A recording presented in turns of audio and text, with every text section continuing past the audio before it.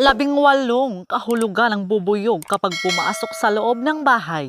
Una, kapag gumawa ng pugad ang bubuyog sa loob ng bahay, ito ay tanda ng pag-angat sa estado ng buhay o posisyon sa trabaho at sinyalis rin ito na mas lalo pang lalago ang iyong negosyo.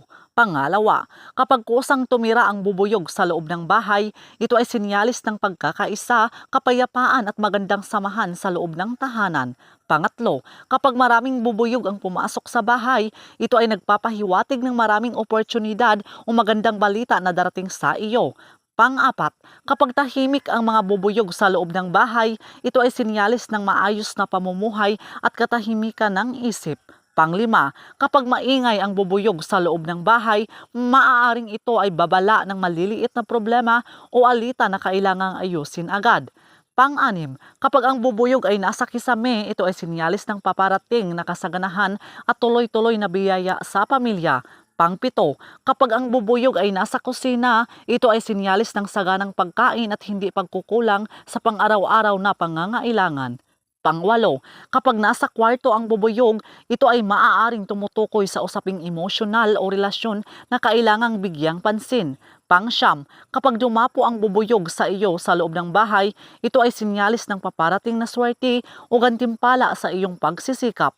Pang-sampu, kapag nakagat o natusok ka ng bubuyog, ito ay babala ng panlilinlang, inggit o taong may masamang intensyon.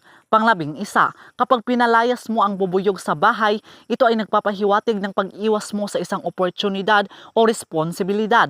Pang-12, kapag kusa itong umalis sa bahay, ito ay sinyalis ng panandali ang swerte o biyayang hindi napakinabangan.